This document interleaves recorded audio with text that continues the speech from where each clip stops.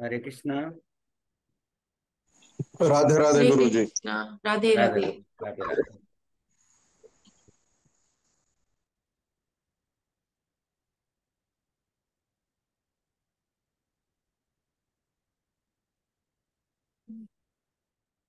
सबसे पहले हम अपने गुरुवर आचार्य को, परम पिता परमेश्वर को याद करेंगे। 3 बार लंबी गहरी सांसें लेंगे।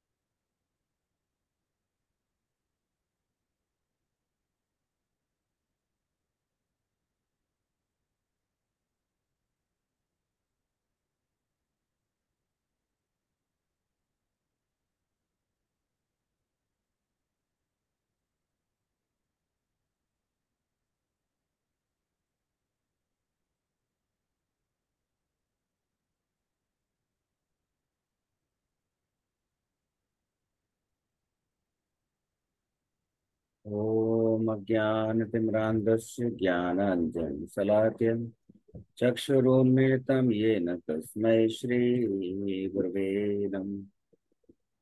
नमः ओं विष्णुपदाय गौरपृष्ठाय भूतले श्रीमते भक्तिवेदांत गोस्वामीति नामिने।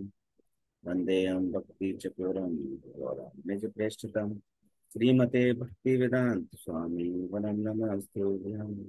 श्रीराधा एकनिष्ठतं रसायन कथामृतं संकीर्तनम् आनन्दधाम गोस्वामी वनं नम। हे कृष्ण करुणा सिंधु दीनबंधु जगतपते गोपेश गोपिका कांत राधा कांत नमोस्तुते। तप्त कांचन गौरांगी राधे वृंदावनेश्वरी वृषभानुसुते देवी प्रणमामि हरि। श्री कृष्ण चैतन्य प्रभु नित्यानंद श्री अद्वैत गदाधर शिवसदि गौर भक्त। हरे कृष्ण कृष्ण कृष्ण हरे हरे हरे राम राम राम हरे हरे। मैं शिला गुरुदेव से प्रार्थना करता हूँ, हम सबकी बुद्धि शुद्ध हो, हृदय प्रेम से भरा हो, ईश्वर में निष्ठा व श्रद्धा बनी रहे, हम सभी स्वस्थ हों, हम सबकी रक्षा हो, शक्ति संपन्न हो और निरंतर ऊंचाइयों के साथ हम सभी एक साथ आगे बढ़ें।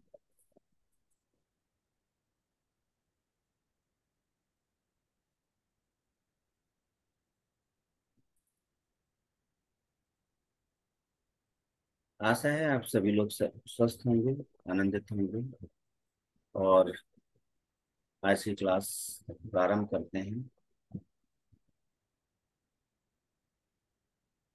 जैसा कि हमने कल ये जानने की कोशिश की कि अपनी सेल्फ फीलिंग और दूसरों की शॉर्ट रेकी किस तरह से करनी है, उम्मीद है कि आप सब लोगों को वहां तक समझ में आ गया होगा।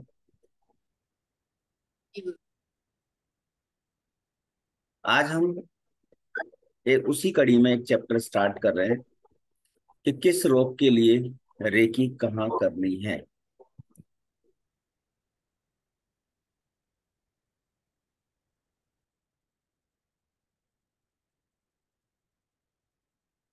उस सिद्धांत को समझने का प्रयास करना, ताकि भविष्य में जब कभी भी आपको डिसीजन लेना पड़े कि मुझे रेकी कहाँ करनी है, तो आप उसको खुद उस फॉर्मूला को समझ पाए।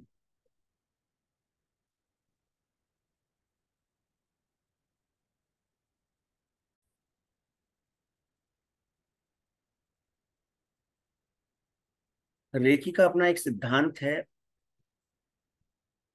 कि जहां पर उपचार करना है, जहां पर रोग है, वहां तो करना ही है, और एक ऐसा स्थान जो उसका कारण बन रहा है, जो उसका कारण बन रहा है, एक तो वो स्थान, और एक जहां पर रोग है एक वो स्थान, वहां पर हमें रेकी देनी है, उन दोनों स्थानों पर रेकी देनी है।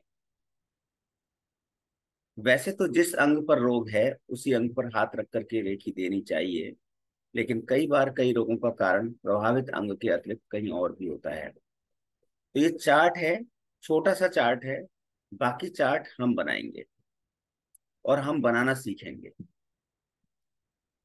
और इसी चार्ट को लेकर के कुछ प्रश्न आपके कल होंगे। सभी से एक एक दो दो प्रश्न पूछे जाएंगे, चाहे उसको आप अपना बाय बाय मान लें, चाहे ओरल टेस्ट मान लें। मैं ये जानने का प्रयास करूंगा कि आपने 7 दिन के अंदर क्या सीखा।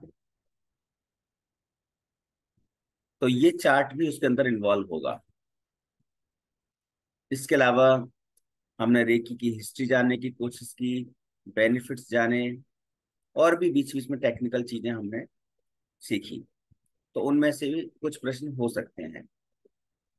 इसलिए कल की जो क्लास होगी उसमें कुछ तैयारी करके आपको आनी होगी। कल की क्लास में भी बहुत महत्वपूर्ण चीजें हैं। तो आज की क्लास में आप ये समझिए, जैसे मान लीजिए कि आपको गुस्सा, चिड़चिड़ापन, नींद नहीं आती, अशांति, स्मरण और ध्यान में कमी है। तो यहाँ पे ध्यान देने वाली बात यह है कि उपचार के दौरान, यहाँ पे उपचार के नीचे जो लिखा हुआ है वो लिखा है दोनों कनपटी और आज्ञा चक्र। तो दोनों कनपटी आपको समझ में आती हैं। दोनों कनपटी मतलब अशांति, गुस्सा, चिड़चिड़ापन। मेरा चश्मा मिटा दो। और आज्ञा चक्र मतलब, हमारा कौवा है तो बताइए। आज्ञा चक्र का मतलब है ध्यान में कमी, अशांति। तो हम क्या कर रहे हैं, उपचार में दोनों चीजों को कवर कर रहे हैं। हम दोनों कनपटी भी कवर कर रहे हैं और आज्ञा चक्र भी कवर कर रहे हैं। जैसे ही हम इन दोनों पार्ट की हीलिंग करेंगे, वैसे वैसे वो हमारा जो रोग है वो खत्म होने लग जाएगा। अब यहाँ पे देखिए, अगर मुंह में छाले हैं, अगर मुंह में छाले हैं तो कारण क्या है? मणिपुर चक्र, क्योंकि पेट खराब होने की वजह से हुए। तो वो क्या है कारण?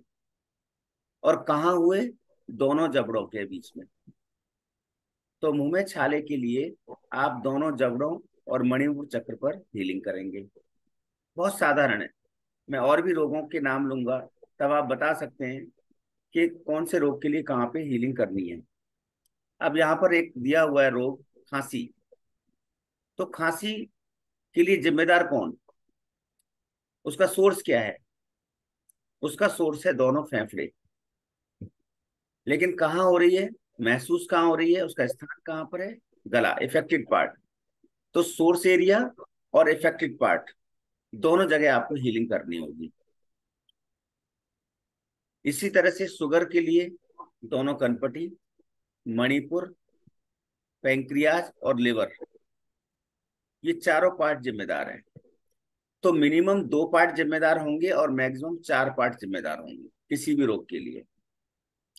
अब मान लीजिए ये कब्ज हो जाता है, दस्त हो जाते हैं, तो क्या खराब होने की वजह से होता है? मणिपुर चक्र की वजह से। उसका इफेक्टेड पार्ट कौन सा है? मूलाधार चक्र। दमा, दमा के लिए क्या है? नाक, मुंह, गला और दोनों फेफड़े। ये तीन यहाँ पर, नाक, मुंह, गला और दोनों फेफड़े, यानी कि 4 पार्ट। तो मैंने कहा कि 2 पार्ट मिनिमम और मैक्सिमम 4 पार्ट। तो मैं ये जानना चाहूंगा कि यदि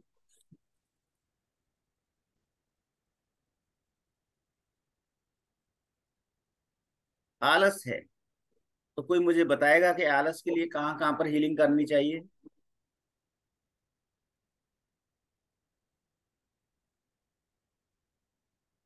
आज्ञा चक्र और मणिपुर चक्र में गुरु जी। आज्ञा चक्र? और मणिपुर चक्र। नहीं, आलस है, आलस। कौन इंडिकेट कर रहा है? आज्ञा चक्र और बेसिक चक्र गुरुजी। नहीं पहुंचे अभी। प्रियर्चना आप बताओ, आपने हाथ उठाया। प्रणाम गुरुजी। मुझे लगता है हम्म। कि हमारे सहस्त्र crown and third I and body, full body, solar plexus. नहीं, कोई और बताए।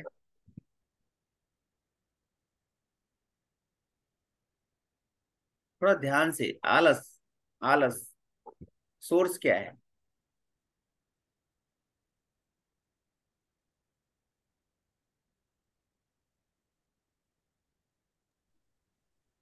आलस के लिए मैं बता देता हूँ, हृदय चक्र और दोनों कनपटी। बहुत सारी चीजें आपकी कनपटी से रिलेट करेंगी, क्योंकि माइंड, सारा खेल माइंड का है। जहां पर माइंड इन्वॉल्व हो गया, वो लॉन्ग लास्टिंग चीजें इफेक्ट करने वाला होगा। तो जो हमारा आलस है, जो नॉर्मली बहुत जल्दी क्लिक करता है, वो दोनों कनपटी की वजह से है। चूंकि हृदय उसका प्रभावित एरिया है, इसलिए हृदय चक्र पर भी हीलिंग करेंगे।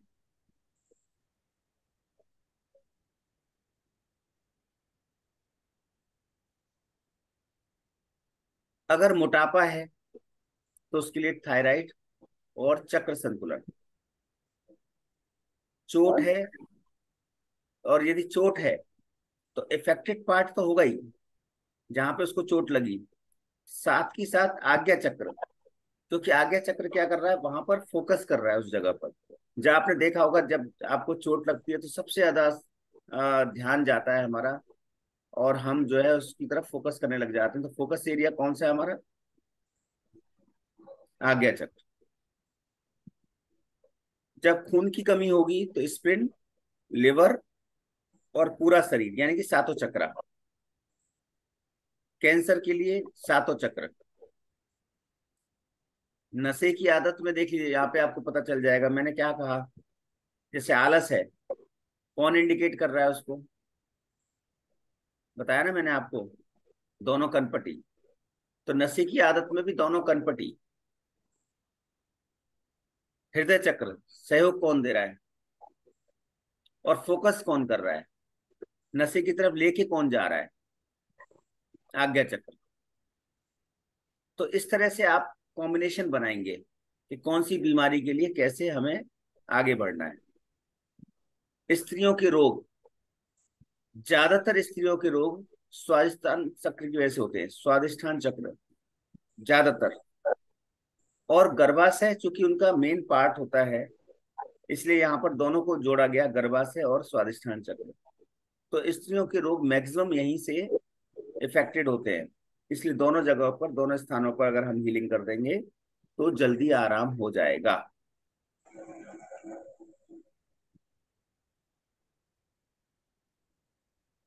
आप लोगों को क्लियर है यहाँ पर?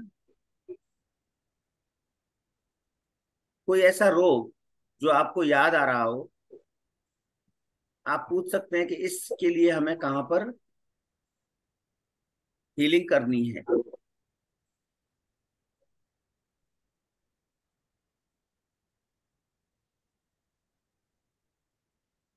कुछ ऐसा याद आ रहा है?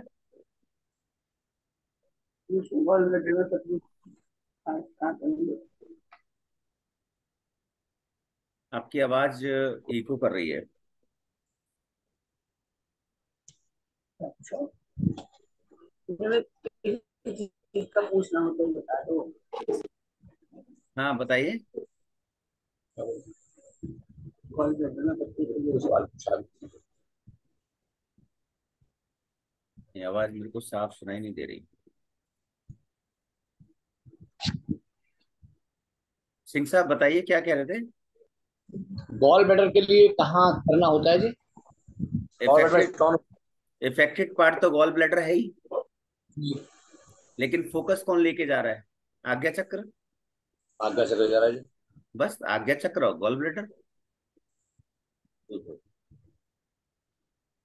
और बताइए, कोई किसी का है तो। गुरु जी राधे राधे। राधे राधे। हाँ, सुबह समझो जल्दी उठते तो पूरा दिन थकान थकान थोड़ी रहती है। वैसे उठने की आदत है, लेकिन 15-20 मिनट आधा घंटा भी जल्दी उठ जाते हैं। 5:30 बजे तो हम उठते थे। कभी समझो 4:30 बजे उठे तो पूरा दिन थकान महसूस करते हैं। वो क्या। आपका हृदय चक्र तो है ही, हम्म। दोनों कनपटी हैं, हम्म। ठीक है, और एक आपका मणिपुर चक्र। हम्म। हम्म। इन 3 जगह पर आप हीलिंग कीजिए और ठीक हो हम्म। जाएंगे। हम्म। ठीक है, गुरुजी डिप्रेशन के लिए कहाँ पर करना होगा? बहुत एक सिंपल है, तो आज्ञा चक्र हो गया। बहुत सिंपल, बहुत सिंपल। डिप्रेशन कहाँ पर होता है? माइंड, डिप्रेशन माइंड, दिमाग और दिल में। हाँ। माइंड ना। तो माइंड होगा, फोकस एरिया और हृदय ठीक है। चक्र। हाँ जी, बस ये दो ही करने ये पड़ेंगे। 3 जगह। तो जो प्रश्न मैं आज कर रहा हूं वही प्रश्न मैं कल करने वाला हूं। ठीक है, जैसे आप खुद अपने आप बता रहे हैं, ऐसे ही आप भी कल बताएंगे। मैं आपसे बस पूछूंगा कि ये बीमारी है, इसके लिए आप बताइए कहाँ कहाँ पर हीलिंग हो सकती है। ठीक है।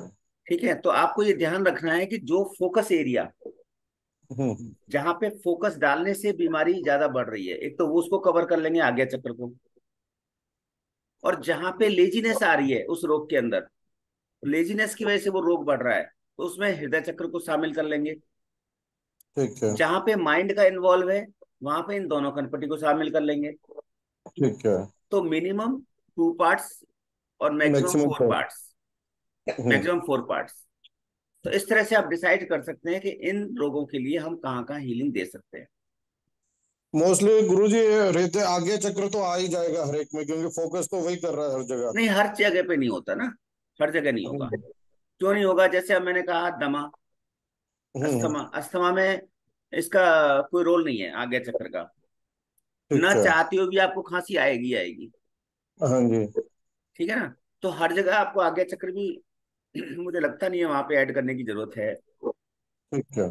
अब आलस है, आलस को जानबूझ के कोई फोकस नहीं करता। हम्म। मजा थोड़ी आता है आलस करने में, बस आलस होता हम्म। है ना? तो आलस सही होता है, है। तो आलस में फिर यहाँ पे माइंड का सारा खेल है, हम्म। क्योंकि मन कंट्रोल रहता नहीं। हम्म। तो वहां पे दोनों कनपटी और हृदय। तो माइंड में जो बोलता हूं ना, इसको समझने का प्रयास करो। जो माइंड है वो मन है, हम्म। और जब मैं मस्तिष्क की बात करता हूँ वो ब्रेन है। हम्म। अब कई मामलों में ये आएगा। अभी तो खैर आप फर्स्ट डिग्री के स्टूडेंट हैं, इनमें से कुछ लोग सेकंड डिग्री में भी जाएंगे।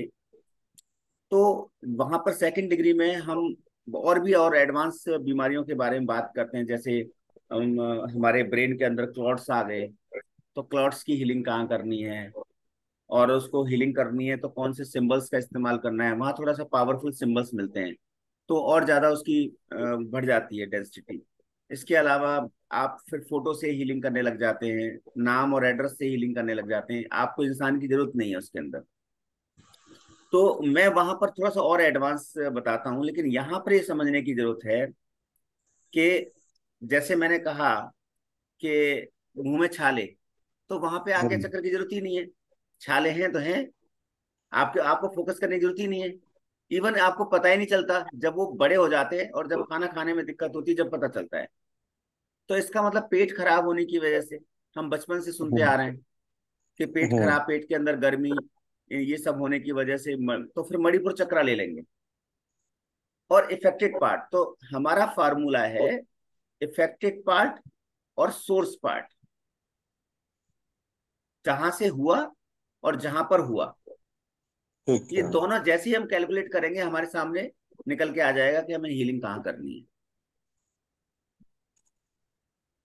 गुरुजी एक ना कल वाले नोट्स दे देना आज, कल क्योंकि कल प्रैक्टिस ही नहीं कर पाए, किस वो पॉइंट नहीं याद रहे। कल वाले नोट्स मैंने बुक बुक भेजी है ग्रुप में। भेजिए। हाँ, कल साथ के साथ भेज दी थी, जैसे ही सेशन खत्म हुआ था मैंने बुक हाँ। भेज दी थी और नोट्स भेज दिए थे। ठीक है। गुरुजी अब ओनली हिंदी में है ना वो? हाँ, वो हिंदी में है। अ, मैं एक प्रश्न कर रहा हूं यहाँ पर, थोड़ा सा सभी लोग एक बार 1 मिनट के लिए सोचना, फिर आंसर देना। अगर बीपी की शिकायत है, तो बीपी को कंट्रोल करने के लिए या बीपी को संतुलित रखने के लिए, ब्लड प्रेशर है, तो संतुलित करने के लिए हमें कहाँ पर हीलिंग करनी चाहिए? बहुत सिंपल क्वेश्चन है। आपको फार्मूला समझ में आ गया है? सोच लीजिए 1 मिनट, फिर जवाब दीजिए। आज्ञा चक्र पे आज्ञा चक्र और हार्ट। ऐसे ऐसे और समझ में नहीं हार्ट। आएगा। पहले हाथ को उठाओ, फिर मैं बात करूंगा। अनाहत चक्र। एक एक करके मैं पूछ लेता हूँ, 1 मिनट को सब सोच लीजिए। अ, रेखा जी आप बताइए। हृदय चक्र गुरु जी।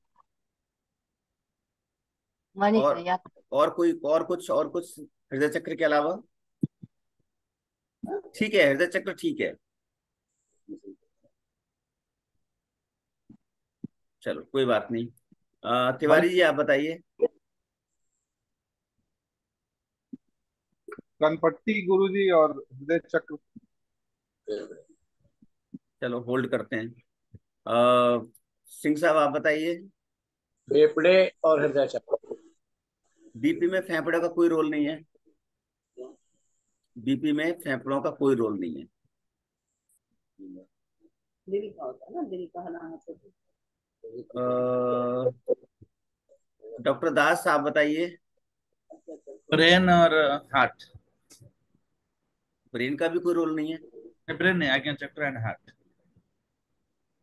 आज्ञा चक्र एंड हार्ट, ठीक है। चलो इसको भी होल्ड करते हैं अभी। वनीता जी आप बताएं। मणिपुर चक्र। कोई रोल नहीं, कोई रोल नहीं। पूनम जी आप बताइए। सर हार्ट चक्र। हाँ, हार्ट चक्र और आपका ये ब्रेन के लिए कनपट्टियों। ब्रेन किस लिए ला रहे हो? मुझे ब्रेन का आज्ञा थ्रोट चक्र। थ्रोट चक्र। देखो ब्रेन और आगे चक्र में फर्क है। तो सर आज्ञा चक्र है फिर। अच्छा, आगे चक्र और हार्ट। हार्ट हृदय चक्र। चलो होल्ड करो। जो आंसर मैं सुनना चाह रहा हूँ ना, वो नहीं आ रहा है अभी। अरोड़ा जी आप बताइए। सर हृदय चक्र और मूलाधार चक्र। मूलाधार को क्यों शामिल कर रहे हो? कोई सर तर्क है? मूलाधार से सब कुछ वहीं से जो हमें चाहिए मिलेगा, बॉडी को खाते हैं तो, इसलिए मैं कह रहा हूँ। बाकी आप गुरु जी आप नहीं नहीं बताइए। नहीं, स्पेसिफिक पॉइंट पे आइए। स्पेसिफिक पॉइंट, वो सोर्स क्या है, मतलब वो जो आधार है वो ठीक है। वो तो सभी, फिर तो सारी बीमारियों में हमें लेना पड़ेगा अगर हम ऐसे बात करेंगे तो, है ना। हम्म। पर मैं जो आंसर सुनना चाह रहा हूँ वो आंसर आ नहीं रहा। बीपी, थोड़ा और स्ट्रेस डालिए। कोई एक चीज रह रही है, बीपी, ब्लड प्रेशर, बीपी। तो सातों कब? चक्र इन्वॉल्व।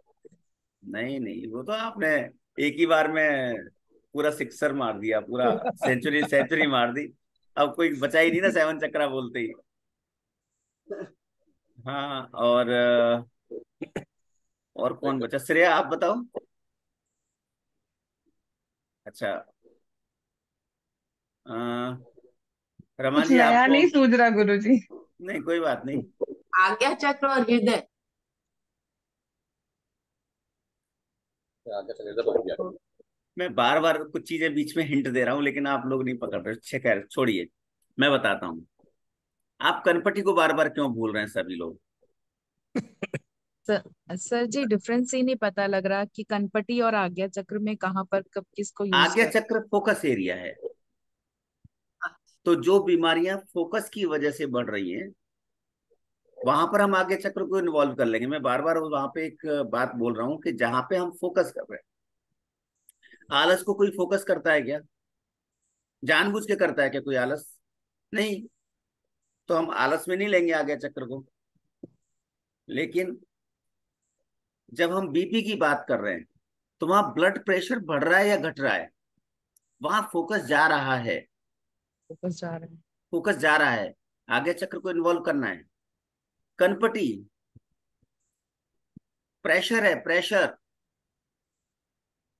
तो माइंड में गेम हो रहा है उसका। तो महत्वपूर्ण पार्ट आपका वही है, कनपटी। और हृदय चक्र, हृदय चक्र मतलब सोर्स एरिया। आपका ब्लड पंपिंग कहाँ हो रहा है? हृदय चक्र। सिंपल। यहाँ पे कोई मेडिकल साइंस है ही नहीं ना,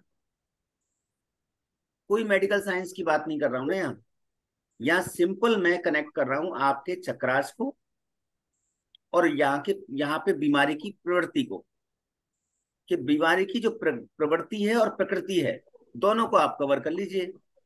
जो सोर्स एरिया उसको उठा लीजिए और जो इफेक्टेड पार्ट है उसको उठा लीजिए, बन गया कॉम्बिनेशन। सातों चक्र को हील करने में जो समय लगेगा, उसके बाद इफेक्टेड पार्ट को जो हीलिंग करने में समय लगेगा, आपका समय डबल लग जाएगा जी।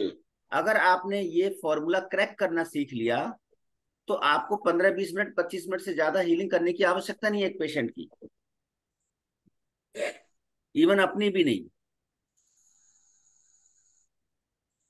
हो गया क्लियर? जी क्लियर हो गया। चलो ठीक है, इसी तरह का क्वेश्चन मैं कल करने वाला हूं। हमारा 15-20 मिनट क्वेश्चंस का दौर रहेगा और कुछ बहुत इंपॉर्टेंट चीजें भी कल डिस्कस होंगी। अब आते हैं हम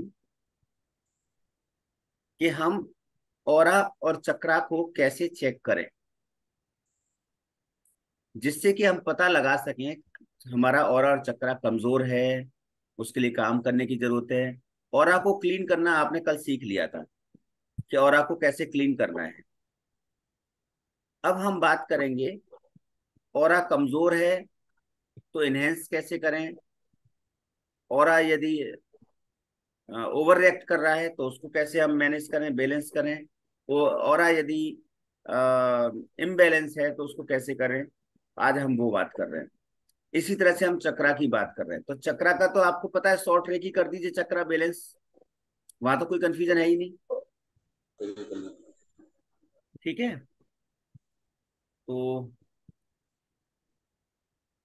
एक सेकेंड।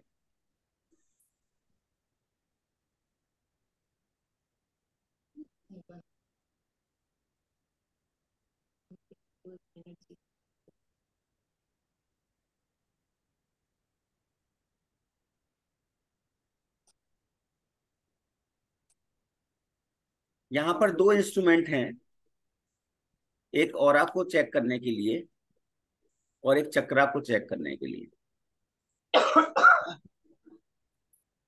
इसको बोलते हैं एल रॉड। ये एल शेप में होती है, कॉपर की रॉड होती है और यहाँ पर एक पाइप लगा देते हैं ताकि हमारा कंट्रोल ना हो। ये ऊपर अंदर ही अंदर घूमता रहता है। इस पाइप को उस रॉड के ऊपर लगा दिया है और उस पाइप के नीचे लगा दिया है एक छोटा सा पेच, ताकि वो पाइप नीचे न गिरे। तो ये जो है इस तरह से घूम जाएगा। हम घुमा नहीं रहे हैं, देखो अपने आप घूम रहा है। ठीक है, तो इस तरह की एल रॉड लेनी होती है और इससे हमें ऑरा चेक करना होता है। आपने फिजिक्स में, जो फिजिक्स के स्टूडेंट्स होंगे उन्होंने पढ़ा होगा कि एनर्जी का जो गुड कंडक्टर होता है वो कॉपर होता है ना। तो ऐसी स्थिति में ये एनर्जी को क्या करता है, डिडक्ट करता है, उसको आइडेंटिफाई करता है। अब मैं यहाँ पर किसी एक स्टूडेंट को स्क्रीन पे लूंगा।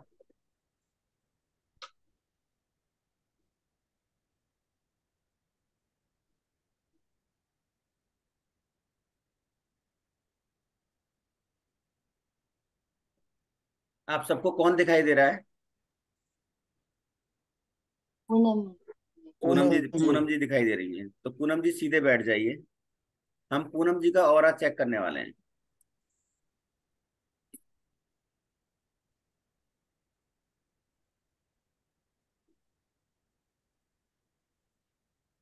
पूनम जी आंखें बंद कीजिए।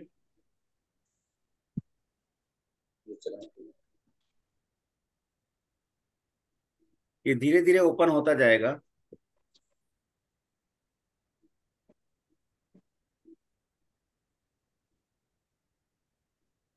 आइडियली 80% पूनम जी का ऑरा अच्छा है। ठीक है जी, अब हम बात करते हैं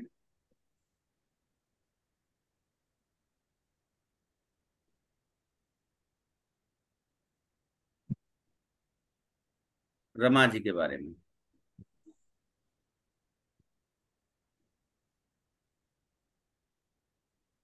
तो हम रमा जी का ये ऑरा चेक करने वाले हैं। आंखें बंद कीजिए।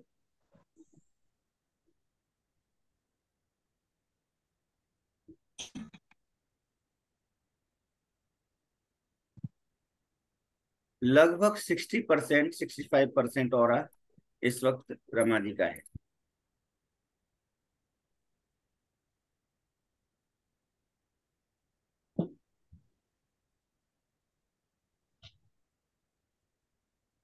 तिवारी जी का ले रहे हैं अभी हम। तिवारी जी का ऑरा किस तरह का है?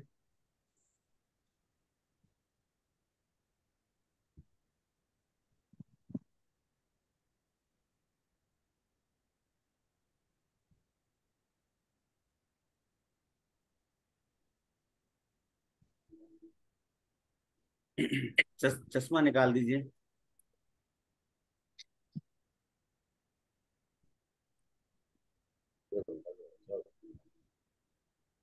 तिवारी जी का इस वक्त 110% ऑरा है। तो इस तरह से हम एल रॉड से ऑरा को जांच सकते हैं।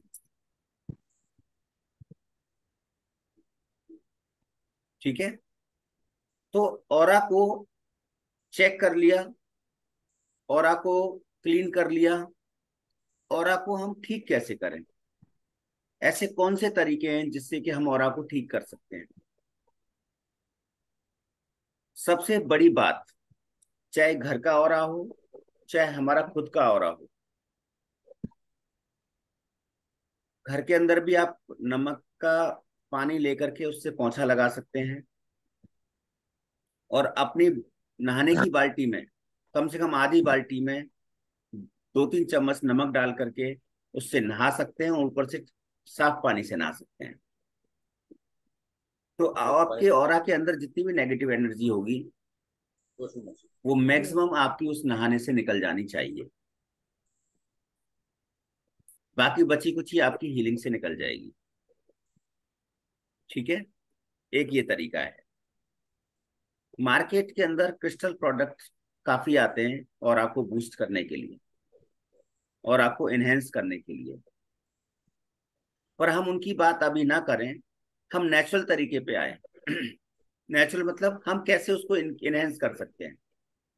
पहली बात, आपको जो पसंद है ऐसा मंत्र जो हमेशा आप गुनगुनाते हैं, हमेशा आपकी उनमें उसमें निष्ठा रहती है, हमेशा उसमें श्रद्धा रहती है, ऐसे मंत्र को आप चैंट करें।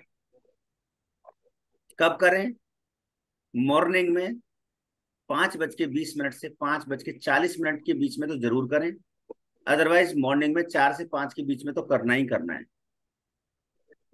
आप लोगों के लिए सबसे अच्छी बात क्या है, वो सिर्फ ऑरा एनहेंस की बात नहीं करूंगा, ओवरऑल एनहेंसिंग की बात करूंगा। सब कुछ उसके अंदर डेवलप होगा। 30 जून से हमारा इंस्टीट्यूट जो है 5 से 6 एक मेडिटेशन क्लास फिर से स्टार्ट करने जा रहा है, लास्ट ईयर की तरह। जैसे लास्ट ईयर हमने किया था, इस बार भी साल भर से ऊपर चलेगा वो। तो हम उसको कोशिश करेंगे कोई ना कोई रिकॉर्ड हम अटेम्प्ट करें। लास्ट टाइम भी हमने एक रिकॉर्ड अटेम्प्ट किया था और हमने वो रिकॉर्ड बनाया था। इस बार भी हम ऐसा ही करने वाले हैं। तो आप लोग 30 जून से उसको कंटिन्यू कर सकते हैं। उसके अंदर आपके ऑरा, आपके चक्रा, आपकी बीमारियां, आपका मैनिफेस्टेशन, आपका ड्रीम अट्रैक्शन, आपका कैरियर, वेल्थ, आपका प्रॉस्पेरिटी, एबेंडेंस, सब कुछ होगा, सब कुछ होगा। एक साल बहुत बड़ा समय होता है। तो आप सारी टेक्निक भी सीख पाएंगे और अपने शरीर को भी स्वस्थ रख पाएंगे। तो एक तरीका आपका चैंटिंग का हो गया, दूसरा तरीका आपका मेडिटेशन का हो गया। तो मेडिटेशन के अंदर ऑरा को एनहेंस करने की टेक्निक बताई जाएगी और सिखाई जाएगी। तो आज मैं आपको जो है वही टेक्निक, ऑरा को एनहेंस करने वाली टेक्निक बताने जा रहा हूँ। ठीक है, तिवारी जी आपने रेज किया है? ठीक है, सर आपका। आप दिख गुरु जी आप दिख नहीं रहे, तिवारी जी दिख रहे हैं। अच्छा, तिवारी जी दिख रहे हैं, ठीक है। हाँ।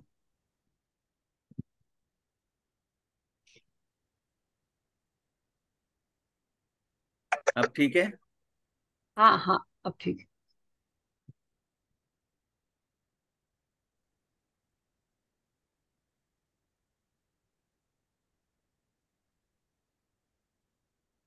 अभी सब लोग दिख रहे हैं या मैं ही अकेला दिख रहा हूँ? अब सब लोग हैं साइड में, आप दिख रहे हो मेन स्क्रीन पे मेरे। ठीक ठीक हाँ। है ठीक है।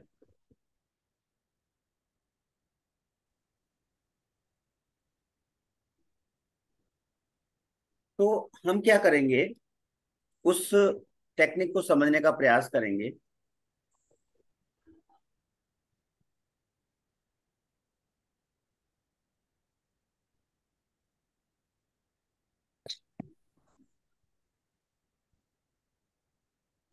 चश्मे निकाल देंगे अपने, क्योंकि यदि आपका ऑरा एनहेंस हो गया, ऑरा डेवलप रहा, तो मैक्सिमम टाइम आप स्वस्थ रहेंगे। Maximum time.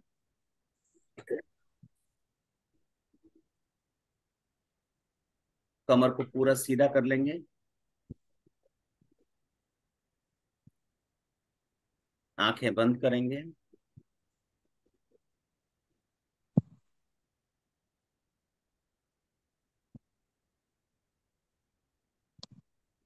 तीन बार लंबी गहरी सांसें लेंगे।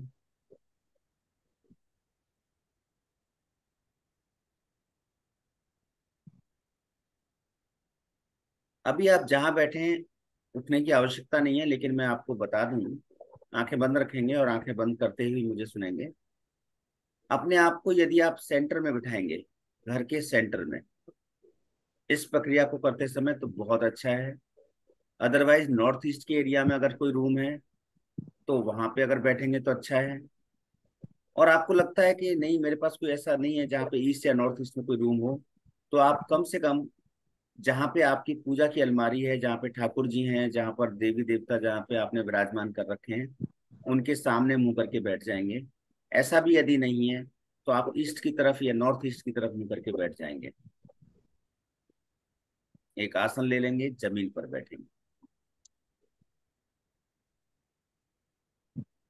फिर से तीन बार लंबी गहरी सांसें लेंगे। जिसने अपने आप को म्यूट नहीं किया वो म्यूट कर लें, ताकि वो डिस्टरबेंस ना हो।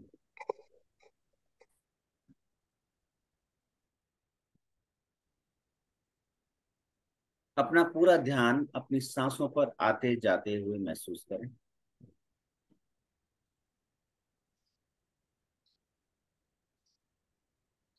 चेहरे पर स्माइल पूरे ग्रेटिट्यूड के साथ।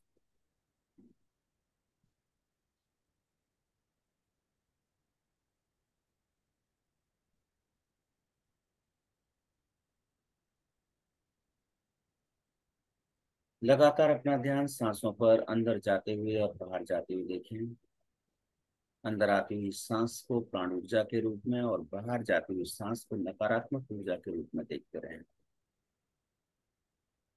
ऐसा करते समय ग्रेटिट्यूड से भर जाएं, ईश्वर को धन्यवाद दें। एटलीस्ट आप स्वस्थ हैं, एटलीस्ट आप ईश्वर को याद कर रहे हैं, उसको धन्यवाद कर रहे हैं। अपने आप को बहुत ही भाग्यशाली समझें।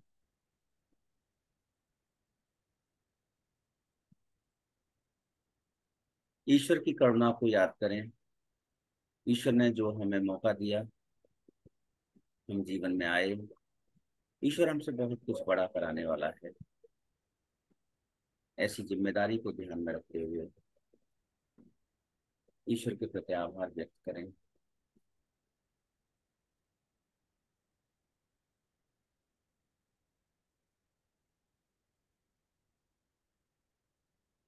बहुत सुंदर, अच्छा कर रहे हैं आप लोग।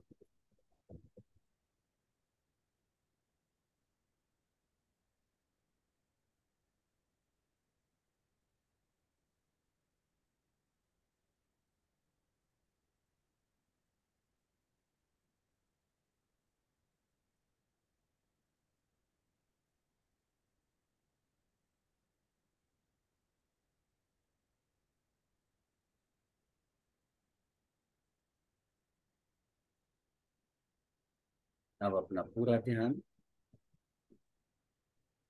अपने सामने कम से कम 2 फुट की दूरी पर लेकर के जाएं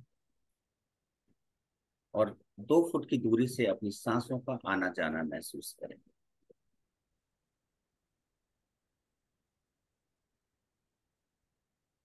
आंखें बंद रखें। महसूस करें कि आपके सामने 2 फुट की दूरी से आपकी सांसें आ रही हैं, जा रही हैं।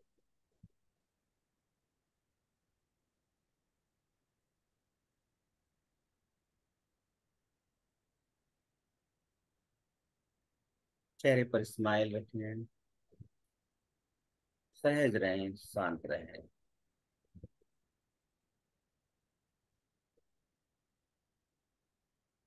बहुत सुंदर।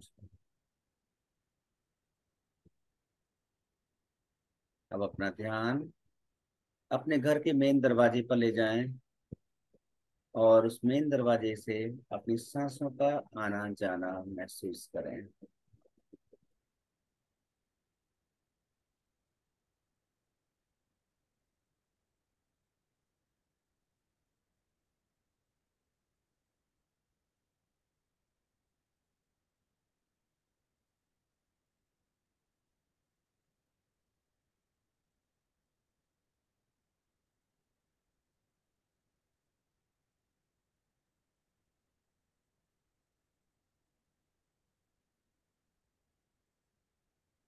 बिल्कुल सहज और सरल।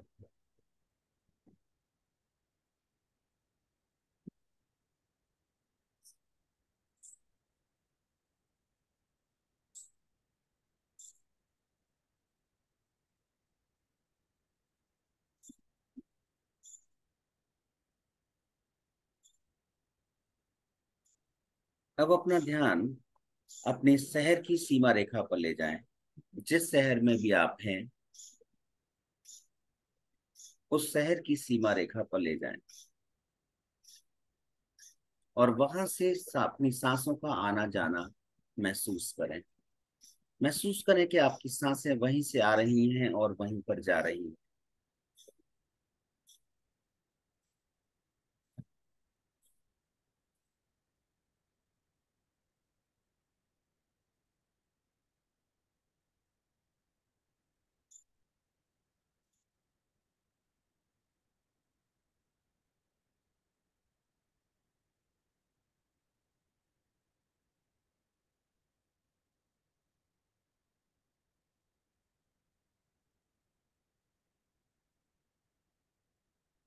अब अपना ध्यान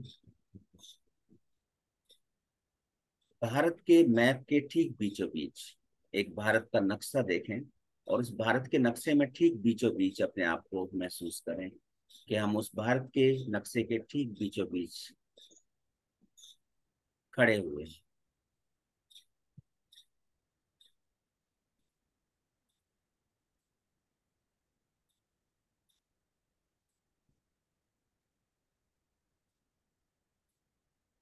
और अब यहाँ से अपनी चेतना को सूक्ष्म रूप में निकल जाने दें और एक ऐसे स्थान पर पहुंच जाएं जो आपको बहुत ही शांत और प्रिय लगता हो। बहुत ही शांत और प्रिय। आपका कोई हिल स्टेशन हो सकता है, कोई पहाड़, पर्वत, नदी, कोई भी गंगा जी का किनारा, कुछ भी जहाँ पे आपको बहुत प्रिय लगता हो, जहाँ शांति हो, आप हो और सिर्फ आप हो।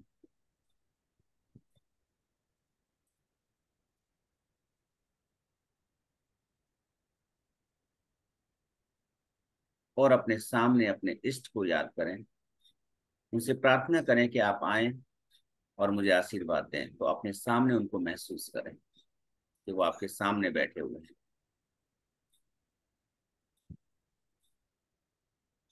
परमपिता परमेश्वर की उपस्थिति में आप अपने शरीर को ध्यान से देखें।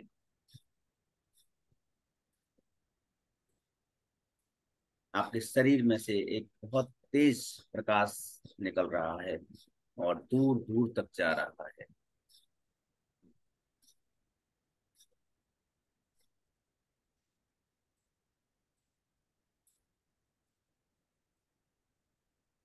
ये तेज प्रकाश परमपिता परमेश्वर की कृपा है, गुरुवर आचार्यों का आशीर्वाद है।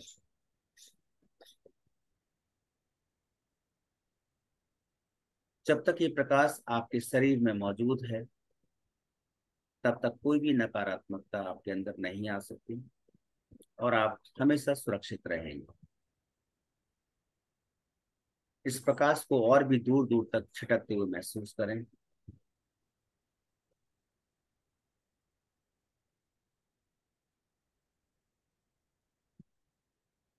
चेहरे पर स्माइल बनी रहे।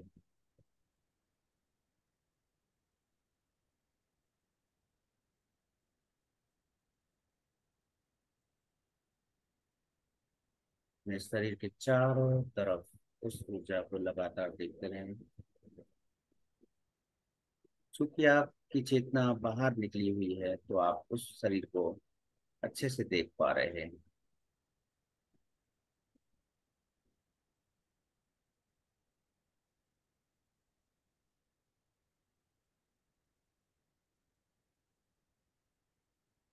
और अपनी चेतना से आप कहें कि उस शरीर में वापस चली जाए।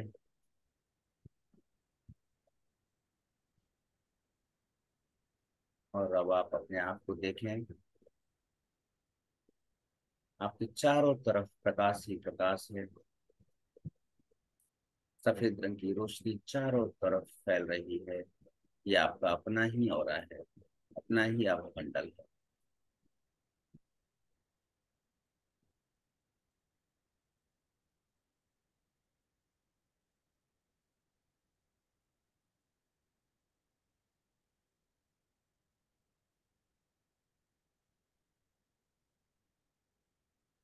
अब आप वापस अपने शहर की सीमा रेखा पर आ जाएं और अपनी सांसों को आना जाना महसूस करें। महसूस करें कि शहर की सीमा रेखा से आपकी सांसें आ रही हैं और जा रही हैं।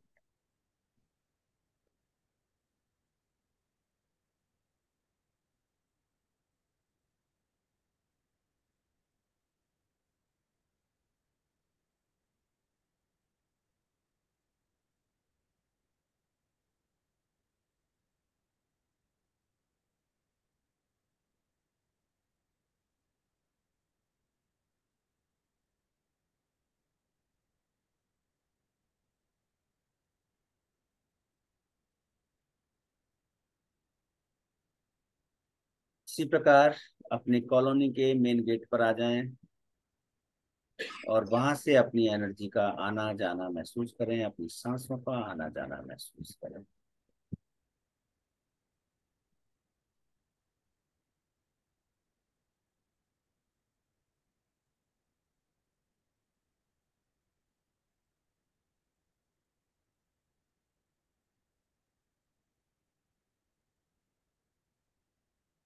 चेहरे पर स्माइल बनी रहे।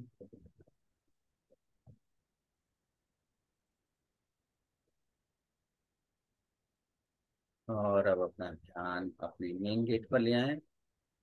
घर के मेन गेट से अपनी सांसों का आना जाना महसूस करें।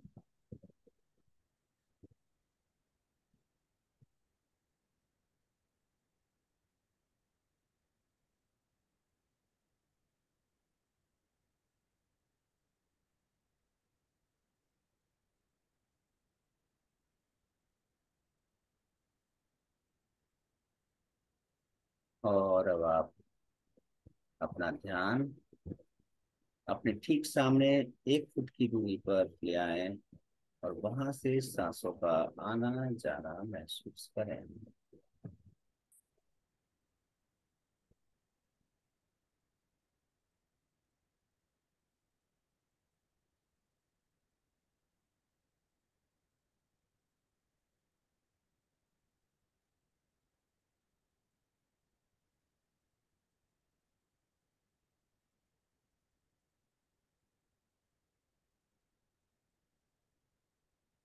इसी प्रकार अपना ध्यान अपनी नाक के टॉप पे ले आए और नाक से अपनी सांसों का आना जाना महसूस करें।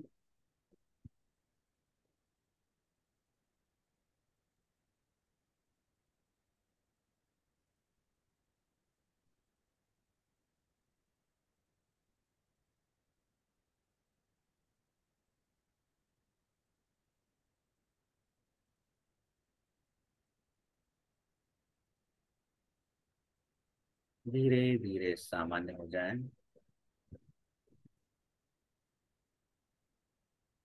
ईश्वर को धन्यवाद दें, गुरु और आचार्य को धन्यवाद दें, और अपने दोनों हाथों को आपस में रगड़कर अपनी आंखों पर रखकर धीरे से आंखें खोल दें। आराम से अपना समय लेते।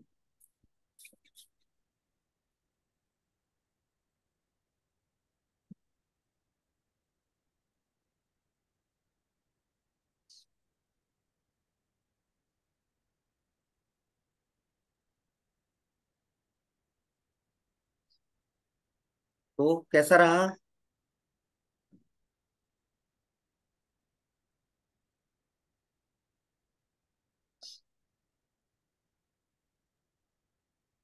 आनंद आया? बहुत ही अच्छा लगा। हाँ जी गुरु जी। तो इस तरह से आप अपने ऑरा को एनहेंस कर सकते हैं। आपका ऑरा अगर एनहेंस रहता है, उसका एरिया बड़ा रहता है, तो आपके ऑरा में बहुत ही मुश्किल से कोई, रेयर कोई ऐसी बात हुई तब कोई नेगेटिव एनर्जी एंट्री कर सकती है। अगर आपका ऑरा के अंदर जरा भी कमजोर लेयर रही तो एंट्री करेगी। अदरवाइज अगर इस तरह की प्रैक्टिस आप करते रहे तो कोई भी नेगेटिव एनर्जी आपके ऑरा के अंदर नहीं आएगी। एक तरीका ये था। एक तरीका मैंने नमक का बताया। नमक से क्लींजिंग हो सकती है, ठीक है, कुछ हद तक एनहेंसिंग भी हो जाएगी, लेकिन बिना मेडिटेशन और चैंटिंग के ये पॉसिबल नहीं है। तो अपने ऑरा को एनहेंस करना है। एक पॉजिटिव थॉट्स भी बहुत जरूरी है। अपने ऑरा के अंदर पॉजिटिव थॉट्स रखनी है। किसी को लेकर के बहुत ज्यादा नेगेटिव नहीं सोचना है। तो इसका बड़ा ध्यान रखना है। आप फ्रूट्स खाएंगे, घर की चीजें खाएंगे, तो आपका ऑरा मेंटेन रहेगा। आप घर से बाहर की चीजें खाएंगे तो आपका ऑरा डैमेज हो सकता है। जैसे मैं आपको बताऊं, इन्हीं एल रॉड से हमने जब चेक किया, एक व्यक्ति को हमने कोल्ड ड्रिंक पिला दिया और एक व्यक्ति को हमने फ्रूट्स खिला दिया, और दोनों का जब ऑरा चेक किया गया तो फ्रूट खाने वाले व्यक्ति का ऑरा ज्यादा अच्छा था। तो नेचुरल चीजें बॉडी एक्सेप्ट करती है, अननेचुरल नहीं। अब मैं गुरुजी बात यहाँ करूंगा। पर हाँ मैं कुछ पूछना चाह रही थी जी।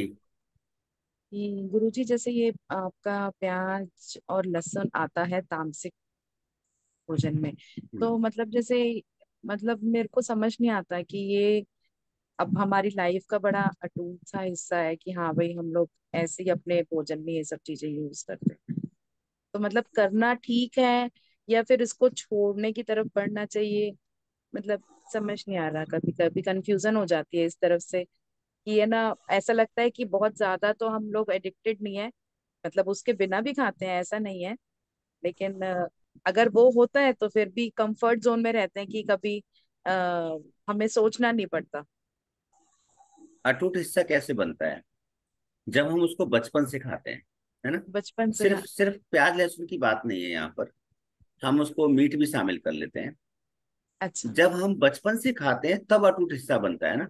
जैसे मान लीजिए किसी घर में कोई बच्चा पैदा हुआ, उस बच्चे को आप बचपन से ही शाकाहारी रखें, नो वेजिटेरियन रखें, उसको हम मीट दिखाएं भी ना, उसको टेस्ट भी ना कराएं, हाँ क्योंकि अन्न प्राशन की प्रक्रिया कौन कर रहा है? पेरेंट्स ही कर रहे हैं ना, कोई पड़ोसी बिल्कुल। आके नहीं कर रहा। तो उसको जो अन्न प्राशन शुरू में करा रहे हैं 6 महीने के बाद, पहली बार जब हम उसको चम्मच से खिला रहे हैं, तो हम क्या खिला रहे हैं हमारे ऊपर डिपेंड करता है। अगर उसको टेस्ट एक बार आ गया बच्चे को, तो वो आगे भी डिमांड करता रहेगा। तो हमने जिस परिवार में जन्म लिया है उसमें ये कल्चर रहा, ओनियन गार्लिक रहा, तभी तो हमारे अंदर आया ना, ये हमने खाना हाँ शुरू जी। किया। पर हम आगे की पीढ़ी में लेके जाएं ना जाएं, ये हमारे ऊपर डिपेंड करता है। तामसिक उन लोगों के लिए कहा गया जो भजन, पूजा पाठ और उन सब चीजों में लगे हुए हैं। कारण क्या है कि आपके भजन और पूजा पाठ में व्यवधान आएगा। और केवल लहसुन प्याज की बात नहीं है, आपके अपने नेगेटिव थॉट्स, निंदा करना, चुगली करना, बुराइयां करना, ये सारी चीजें तामसिक में आएंगी। एल्कोहल, आपका मीट, इवन आपने अगर मान लीजिए किसी ऐसे वैष्णव की निंदा कर दी, ऐसे वैष्णव के बारे में गलत बोल दिया जो भगवान का भजन कर रहा है, ये सारी चीजें उसमें आएंगी। तो यदि आप चाहते हैं आपका और अच्छा रहे, आपके चक्र अच्छा रहे, तो आपको प्रैक्टिस तो कहीं ना कहीं से करनी पड़ेगी स्टार्ट। मैं ये नहीं कह रहा हूं कि आज ही छोड़ दीजिए, मैं ये कह रहा हूं धीरे धीरे छोड़ने का प्रयास कीजिए। अब मैं आपको एक एग्जाम्पल देता हूं, आप सब लोग हंसेंगे उसको सुन के। नव दुर्गा जब आते हैं, नव दुर्गा, तो तब क्या हो जाता है, क्यों छूट जाता है वो, बता दीजिए। कोई तीज त्योहार आता है तब क्यों छूट जाता है वो, जब हम उन रिचुअल्स का ध्यान रख रहे हैं और छोड़ रहे हैं। मतलब कोई कोई मुझे कहता है, मैंने देखा है मेरे पास पेशेंट्स आते हैं, गुरुजी हम मंगलवार और शनिवार को अल्कोहल से हाथ नहीं लगाते, पर आप बुधवार को तो मंगलवार और बुधवार दोनों के हिस्से का पी रहे हो ना एक साथ, फिर मंगलवार को छोड़ने का क्या फायदा। या फिर गुरुजी ये पर्टिकुलर दिन ना मैं बहुत पालन करता हूँ, हनुमान जी वाले दिन तो मैं पी नहीं सकता। हनुमान जी के दिन दो होते हैं, एक मंगलवार होता है, एक शनिवार होता है, मैं बहुत बड़ा भक्त हूँ उनका। तो बाकी दिन भक्ति कहाँ चली जाती है भाई। लगता है सर बाकी देवता मना वो नाराज नहीं होते पीने से।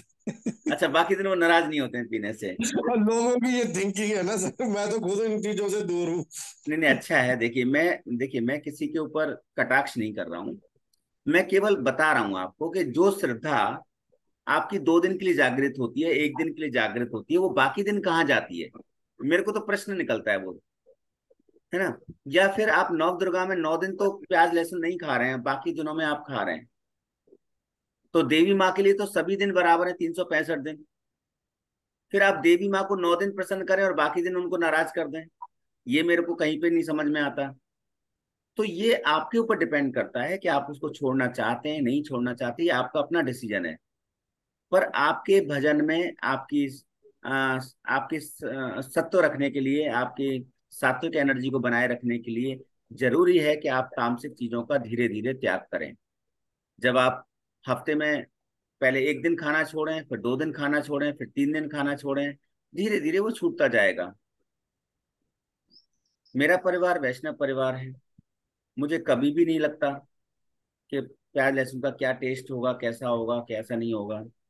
कहने का अर्थ ये है कि आप जैसी अपने घर में कल्चर बनाना शुरू करेंगे, वैसी बच्चों को आदत पड़ेगी। और यदि आप खुद भी उनके सामने वही आचरण करेंगे जिस आचरण को आप पसंद नहीं करते, तो वो आचरण फिर बच्चा देख के सीखेगा ही, वो चीजें करेगा ही। आप कितना भी लेक्चर दे दीजिए उसको, आप कह रहे हो भाई झूठ मत बोलो, और खुद ही कहलवा रहे हो बेटा फोन पे बोल दो पापा घर पे नहीं है, तो फिर आप नहीं बोल सकते ना उसको कि आप झूठ मत बोलो।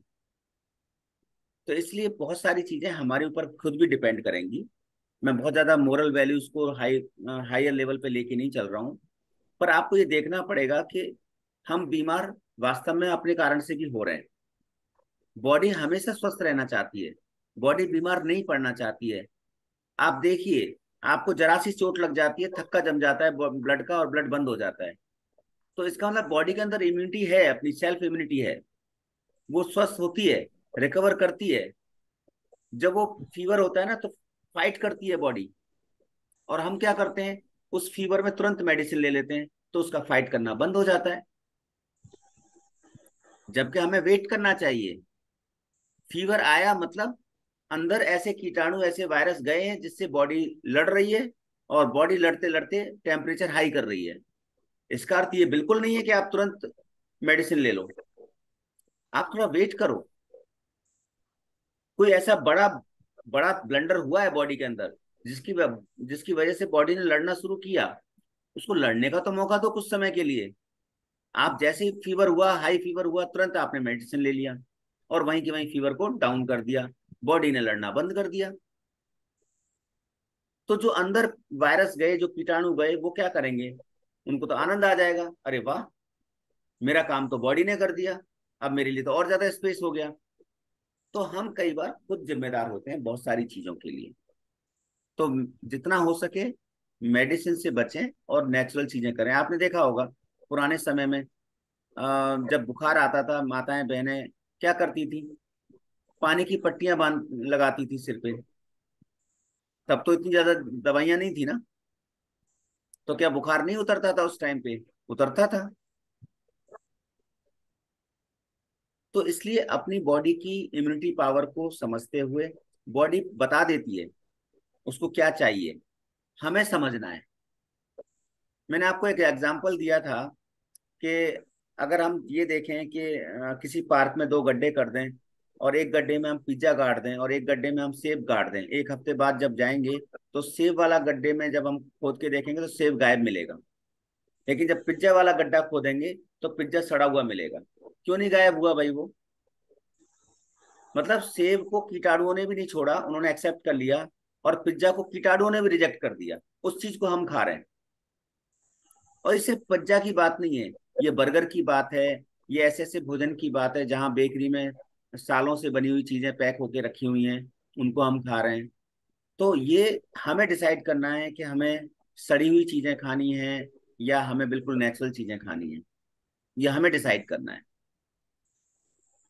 तो इसलिए जो आपका प्रश्न है वो वाजिब है, अच्छा प्रश्न है, लेकिन ये प्रश्न आप ही को वापस कर रहा हूँ, और आप खुद इसको मनन कीजिए, चिंतन कीजिए, क्या वास्तव में वो जरूरी है। फिर बहुत सारे तर्क आते हैं, उसको खाने से ये मिलता है, शरीर को ये मिलता है, ये मिलता है, और जिसको नहीं खाना चाहिए उसको भी तो खा रहे हैं, उससे क्या क्या मिल रहा है फिर? तो एक तरफ तो आप उन चीजों को खाने का तर्क दे रहे हैं, और दूसरी तरफ जिनको नहीं खाना चाहिए उन चीजों को आप खाए जा रहे हैं, तो उससे आपकी बीमारी और बढ़नी है, घटनी नहीं है। तो हीलर्स की एनर्जी को मेंटेन रखने के लिए, क्योंकि एक हीलर की जिम्मेदारी है, एक हीलर की जिम्मेदारी है स्वस्थ रहना। उसको अपने माँ बाप के लिए स्वस्थ रहना है, उसको अपने देश के लिए स्वस्थ रहना है, उसको अपने पेरेंट और अपने बच्चों के लिए स्वस्थ रहना है, अपने समाज के लिए स्वस्थ रहना है। जब एक व्यक्ति बीमार पड़ता है तो उसके आसपास वाले लोग इम्पैक्ट होते ही हैं, आपने देखा होगा। क्यों डॉक्टर विनाया जी, सही कह रहा हूँ? करेक्ट क्योंकि करेक्ट। क्योंकि जब हम बीमार हो रहे हैं तो हमारे फैमिली के मेंबर्स परेशान हो रहे हैं। जब हम बीमार हो रहे हैं तो उसकी जो ऑरा है वो हमारे घर के आसपास के नेबर्स तक पहुंच रही है। जब हम बीमार हो रहे हैं तो मेडिकल स्टोर पर लाइन लगी हुई है, जब हम बीमार हो रहे हैं तो हॉस्पिटल में लाइन लगी हुई है, जब हम बीमार हो रहे हैं तो देश की इकोनॉमी का नुकसान हो रहा है। तो बहुत सारी चीजें उससे इम्पैक्ट करती हैं। तो हमारे हीलर्स की जिम्मेदारी है कि हम खुद भी स्वस्थ रहें और दूसरों को भी स्वस्थ रखें, उनको स्वस्थ रहने की प्रेरणा दें। मैं ऐसा इसलिए कह रहा हूं क्योंकि इनमें से बहुत सारे लोगों का ऑरा बहुत अच्छा है। डॉक्टर विनाया हैं, आर्यन अरोड़ा जी हैं, तिवारी जी हैं, सिंह साहब हैं, है ना? तो ऐसे बहुत सारे लोगों का ऑरा बहुत अच्छा है। तो इसको मेंटेन रखना है, अगले लेवल तक जाइए, वहां पर एक ही सेकंड डिग्री सीखिए, और अपने आप को अच्छे से मेंटेन करते हुए दूसरों के कल्याण के लिए भी काम कीजिए। अदरवाइज आपका ऑरा अच्छा होना, आपके चक्रा हो अच्छा होना, ये सब बेकार चला जाएगा। आपकी लाइफ सिर्फ आपकी नहीं है, दूसरों की भी है। अब मैं आता हूं, और किसी का कोई प्रश्न है यहाँ पे? ठीक है, वो ज्यादा लेक्चर हो जाएगा फिर। गुरुजी आपने हमारा ऑरा कब चेक कर लिया? आपने तो स्क्रीन पे 2 जनों को ही चेक करा था, 3 जनों का। जब मैंने आप लोगों का अटेंडमेंट किया था ना, हाँ जी। आपकी सारी की सारी रीडिंग मेरे पास है। अच्छा जी। ठीक है जी, आपके चक्रास की इतनी- भी और आपके ऑरा की भी, और अच्छा जी। आपकी अलग, आपकी डिफरेंट डिफरेंट एनर्जी की भी। मेरे पास समय नहीं था, अदरवाइज मैं सबको कॉल करता। मैंने फिर भी 3-4 लोगों को कॉल करके बताया है कि आपका ऑरा ये है, आपको ये करने की आवश्यकता है। तो थोड़ा सा बहुत होता है, 200-250 कॉल्स एक दिन में लेना, फिर पेशेंट भी देखना, फिर मेरे वो बैचेज अलग अलग बैच, 42 कोर्सेज कराता हूँ तो अलग अलग बैचेज भी होते हैं। तो मतलब कम कम से कम 16-17-18 घंटे की वर्किंग हो जाती है, तो इसलिए ना मैं सबको कॉल करना मेरे लिए पॉसिबल नहीं होता कई बार। और ये डिग्री 2 कब शुरू करवाओगे गुरुजी? हम प्लान करेंगे कल। ठीक है। कल कल प्लान करेंगे, देखते हैं कि हम में से कितने हीलर्स आगे जाने वाले हैं, उस हिसाब से प्लान कर लेंगे। ठीक है। ठीक है। पर बहुत आनंददायक जर्नी रही आप लोगों के साथ, और कल तो और आनंद आने वाला है, क्योंकि बहुत सारी चीजें हम क्योंकि वो फाइनल टच होगा हमारे कोर्स का। आज समय ज्यादा हो गया, लेकिन फिर भी चलते चलते एक चीज और, मैं 5 मिनट के लिए अगर आप मुझे अलाउ करेंगे तो मैं चक्रा स्कैनिंग करना और बता देता हूँ।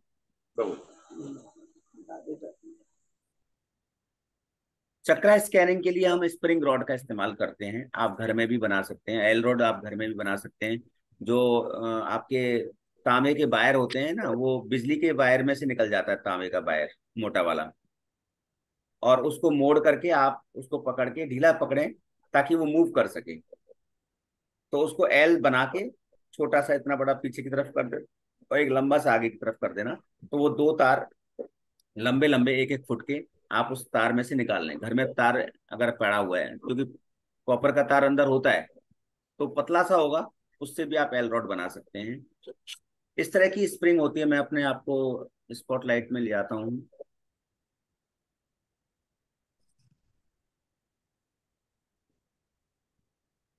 यहाँ पिन किया हुआ है क्या?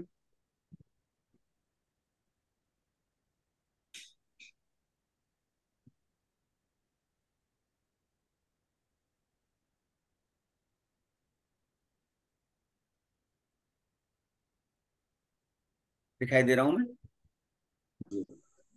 इस तरह की एल रॉड होती है, यहाँ पे स्प्रिंग होती है, जिसकी वजह से इस जगह कंट्रोल नहीं होता। यहां से जो आगे हिलेगा वो ये हिलाएगा, तो एनर्जी स्कैन होगी। अब मैं 2-3 सदस्यों का चक्रा स्कैन करता हूँ, 1-2 चक्रा स्कैन करूंगा, सारे नहीं।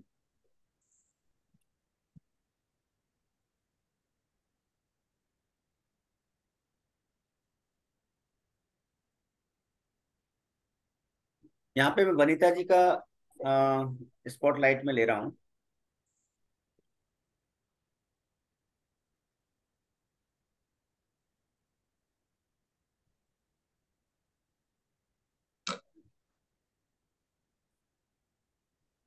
वनीता जी अपना ध्यान रूट चक्रा पे ले जाइए, और मैं इससे भी प्रार्थना कर रहा हूँ कि ये रूट चक्रा पर फोकस करे और वहां की एनर्जी को डिटेक्ट करे।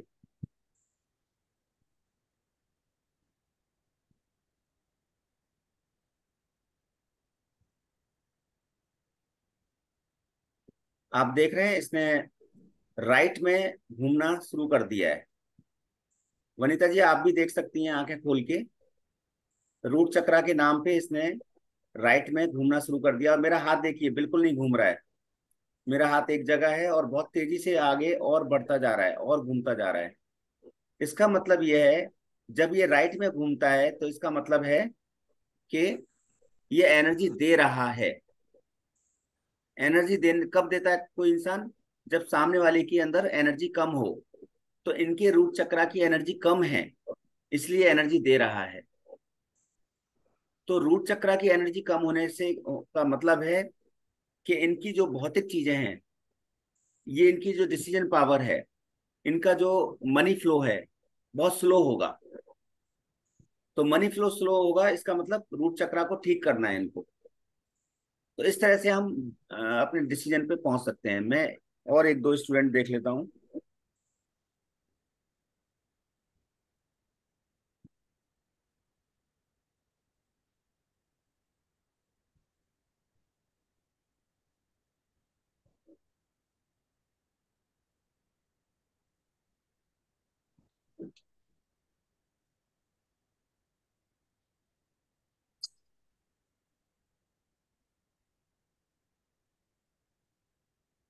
अपर्णा जी का देख लेते हैं।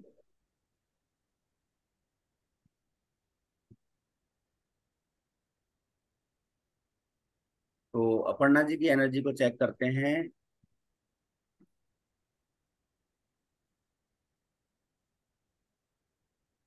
अपर्णा जी अपना ध्यान अपने मणिपुर चक्रा पर ले जाइए।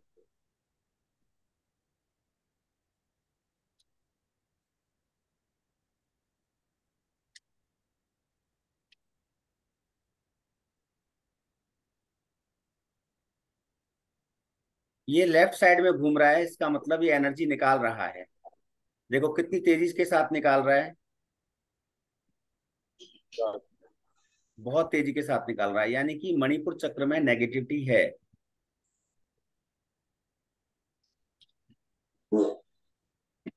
गैस्ट्राइटिस की प्रॉब्लम रहती होगी, हैवीपन रहता होगा, या कभी कभी कब्ज बनता होगा, कुछ इस तरह के सिम्टम्स होंगे। तो कहने का अर्थ ये है कि हम इससे, जब ये लेफ्ट में घूमेगा तो इसका मतलब है एनर्जी को निकाल रहा है, एनर्जी नेगेटिव है इसलिए निकाल रहा है। और यदि ये राइट साइड में घूम रहा है तो इसका मतलब एनर्जी वीक है इसलिए एनर्जी दे रहा है। और एनर्जी देने के बाद ये बंद भी होगा अपने आप, तो 2-4 मिनट 10 मिनट चलने दें जब तक ये चलना चाहता है। तो इस तरह से हम इस इंस्ट्रूमेंट से चेक कर सकते हैं। अगर इसका मूवमेंट नहीं है इसका मतलब सब कुछ ठीक है, अगर मूवमेंट नहीं है तो।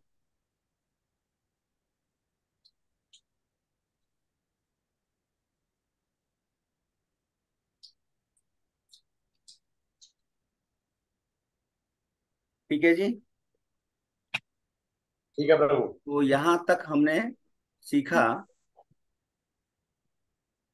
कि आपके ऑरा और चक्र किस तरह से चेक किए जा सकते हैं। कल हम जो बात करने वाले हैं, सबसे पहले तो हम एक दो चीजें रह रही हैं बहुत इंपॉर्टेंट, उस पर चर्चा करेंगे। कल का सेशन हो सकता है 10-5 मिनट ऊपर, आधा घंटा ऊपर चला जाए। बाइंड अप सेशन है हमारा कल।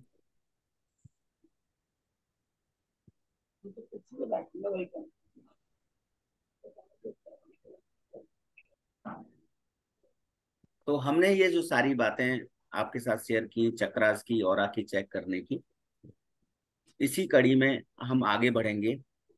और जो जो चैप्टर्स हमारे रह गए हैं वो हम कल कंप्लीट करेंगे। हमारे पास 2-3 चीजें हैं, उनको डिस्कस करेंगे। फिर उसके बाद आपका टेस्ट होगा। टेस्ट ऐसे ही होगा जैसे आज हमने स्टार्टिंग में किया, कुछ ऐसे हल्के फुल्के प्रश्न होंगे। मुझे बस ये देखना है कि मेरे ग्रुप के मेंबर्स की नॉलेज कितनी इनहेंस हुई है। इसके अलावा वहां पे हम एक कसम भी खाएंगे, एक ओथ भी लेंगे कि एज ए रेकी हीलर हमें किन चीजों का ध्यान रखना है।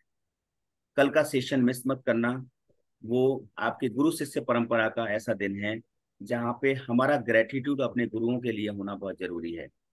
तो आपका वो लास्ट डे जरूर है, पर आपकी एक्चुअली वो जर्नी स्टार्ट है। कल हीलिंग के क्षेत्र में आपकी जर्नी स्टार्ट है, तो वो लास्ट नहीं है, वो एक्चुअली स्टार्टिंग है। राइट। तो हम जो है कल मिलते हैं अपना करेक्ट 5 बजे, और आप आइए नई एनर्जी के साथ। अब हम गुरुवर आचार्यों को धन्यवाद करते हैं। आंखें बंद करेंगे, हाथ जोड़ेंगे, 3 बार लंबी गहरी सांसें लेंगे।